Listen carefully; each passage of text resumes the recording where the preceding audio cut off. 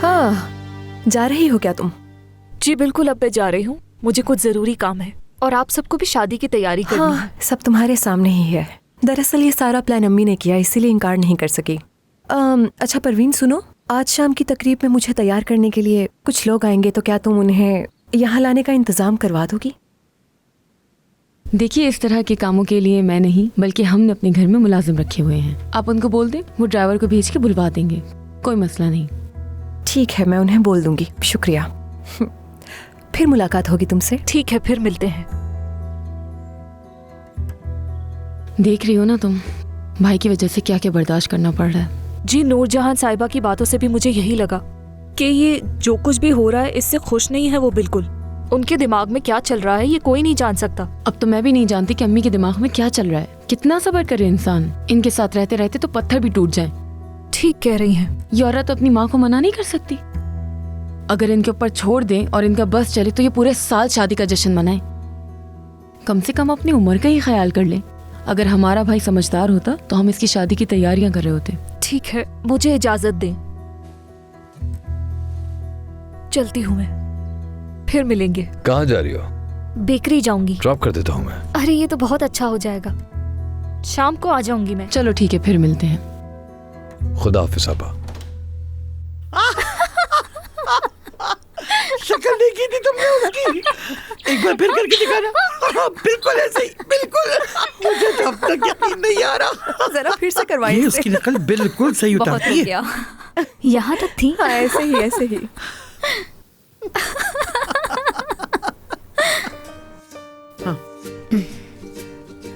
सरवत साहिबा, मैं कैसे मार सकती हूँ आपको?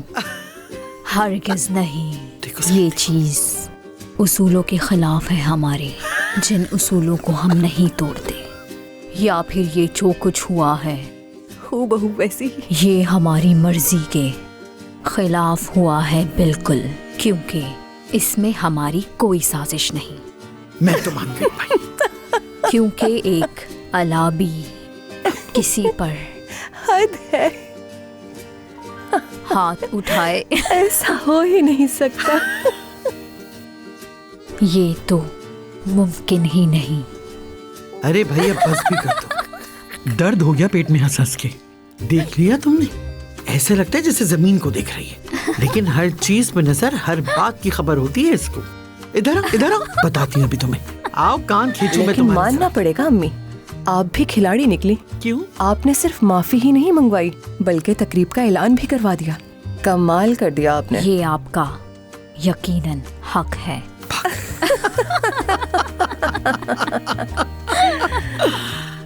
तुम भी ऐसे ही हो जाओगी। तुम्हें भी जरा सा सख्त होना पड़ेगा, वरना ये लोग तुम्हारी नरमी का नाजायज फायदा उठाएंगे। मेरी बातों को गौर से सुनो, वरना पछताओगी। यही देख लो, तुम्हारे शौहर ने कैसे मेरा दिल जीत लिया। जब मैंने पहले देखा तो मुझे लगा माँ के अलावा किसी की नहीं सुनता होगा, लेकिन वो तुम्हारी खातिर अपनी माँ के सामने चट्टान की तरह डट कर खड़ा हो गया। अल्लाह खुश रखे तुम दोनों। हाय मेरा प्यारा शौहर। लेकिन अम्मी, हमें ज्यादा खुश नहीं होना चाहिए।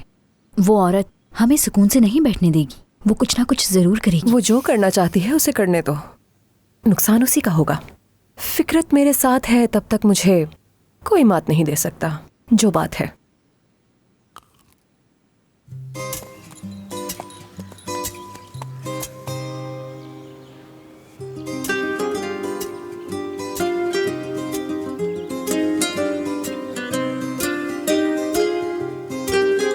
मूवी थिएटर, जिम या कुछ भी खेलना हो, सब कुछ यही हो जाता है। या यूँ कह लो कि किसी भी एक्टिविटी के लिए कहीं बाहर नहीं जाना पड़ता। वैसे मेरे ख्याल से कोविड के दौरान यहाँ रहना बहुत आरामदेह रहा होगा। बहुत ज्यादा। बल्कि हमें तो यूँ लगता है कि क्वारंटीन खत्म ही नहीं हुआ, बल्कि अब तो हमें इस एनवायरनमेंट से प्यार हो गया है। शहर जाने तक की जरूरत नहीं पड़ती, सब कुछ यहाँ आसपास मौजूद है। तुम खुद घूमोगी तो तुम्हें अच्छा लगेगा।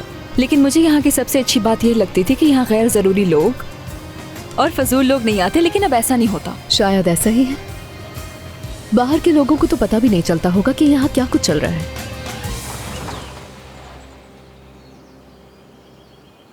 मैंने सोचा थोड़ी देर रुक जाते हैं, पिक्चर्स वगैरह ले लो जब तक। शायद तुम्हारे मोहल्ले वाले दोस्तों को तुम्हें ये दिखाने की जरूरत पड़े। हाँ, जरूरत नहीं, मेरे वैसे भी बहुत ज्यादा दोस्त नहीं है और मैंने बहुत कम उम्र में ये बात सीख ली थी कि दुनिया वालों से बेहतर है आप खुद पर भरोसा करें। वाह भाई, बहुत बातूनी हो तुम वैसे। क्या बात करती हो। लेकिन मुझे थोड़ा तुम पर तरस भी आता है, वो जानती हो क्यों? तुम्हें बहुत तकलीफ मिली है ना, बहुत बुरा बचपन गुजरा होगा। हाँ, लेकिन अब फिक्र मत करो, फिक्र मत करो, क्योंकि अब तुम्हारा एक बड़ा भाई है जो हर तकलीफ को तुम तक आने से पहले खुद देख लेगा। ये सुनकर बहुत खुशी हो रही है कि बता भी नहीं सकती तुम्हें। मुझे लगता है कि अपनी इस घबराहट को दूर करने के लिए चल के एक अच्छी सी कॉफी पीनी चाहिए ताकि मैं होश में आऊं और खुद को संभालूं। हाँ चलो मेरी जान।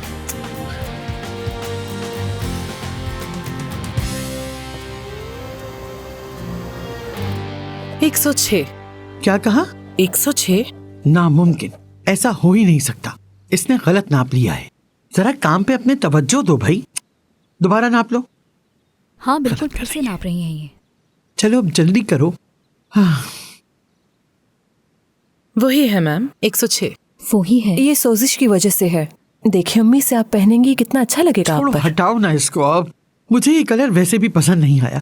मुझसे और खड़ा नहीं हुआ जा रहा। खड़े खड़े मेरे घुटनों में दर्द होने लगा। रुके अम्मी। तुम जल्दी अपना काम खत्म नहीं कर सकती क्या? जरा सा रह गया है, बस खत्म होने वाला है। थक गई हूँ मैं बहुत।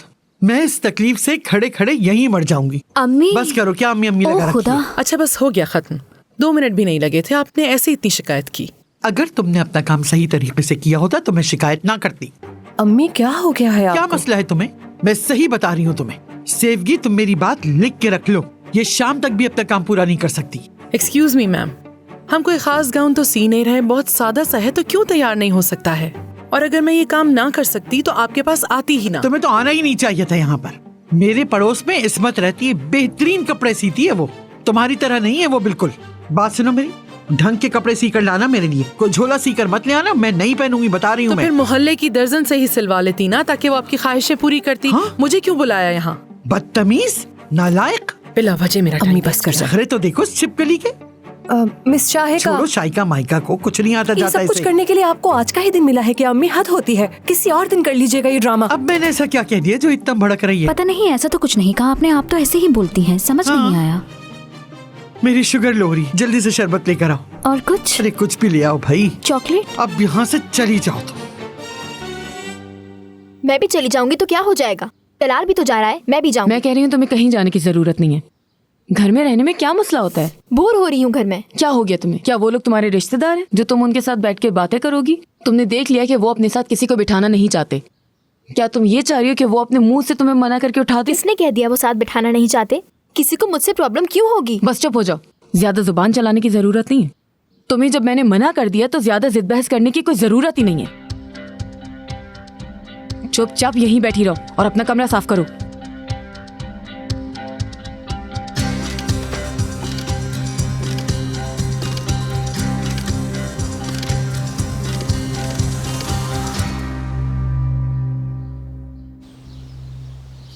तुम गाड़ी में इंतजार करो मेरा। मिस शाहिका, अम्मी के इस रवैये के लिए मैं आपसे माफी मांगती हूँ। वो थोड़ी ज़ईफ हैं, आप देख तो चुकी हैं। आप फिक्र मत कीजिए, आपने कपड़ा पसंद कर लिया था ना? नाप भी मेरे पास है। मैंने पहले भी कोई काम अधूरा नहीं छोड़ा, तो आज भी नहीं छोड़ूंगी। लेकिन हाँ, इससे ज्यादा नहीं कर सकती। ठीक है। परवीन साहिबा, माफ कीजिएगा, मगर नूरजहां साहिबा के कामों के अलावा मुझे इस घर में मत बुलाइएगा। यही बात मैं उनसे भी कहने जा रही हूँ। अभी मैंने अपनी पूरी जिंदगी में इतनी बदतमीजी नहीं सही। कमाल है आप लोगों पर, इस जैसी औरत का भी क्या हाल कर दिया। जिस तरह तुम लोग काम कर रहे हो ऐसे नहीं होता। या तो किसी तरह तुम अपनी माँ को संभालो या फिर क्या तुम मुझे इस घर से बाहर निकाल दोगी? अपने खानदान की खुशी के लिए मुझे जो भी करना पड़ा तो याद रखना मैं वो करूंगी। फिर ये मत कहना कि खबरदार नहीं किया। तो फिर मैं भी तुम्हें खबरदार करती हूँ, आइंदा मुझे मेरी माँ के नाम से धमकियाँ देने की जरूरत नहीं। ये ना हो कि पछताना पड़ जाए तुम्हें। तुम बहुत बड़ी गलती कर रही हो, बहुत बड़ी। ये रास्ता बिल्कुल भी आसान नहीं है। देखना अपना ही नुकसान करोगी और उस नुकसान को मैं मजे से देखूंगी। जरूर देखोगी अपने ख्वाबों में। बल्कि जानती हो तुम क्या देखोगी? तुम सिर्फ बैठकर मेरी खुशियों का नजारा देखोगी।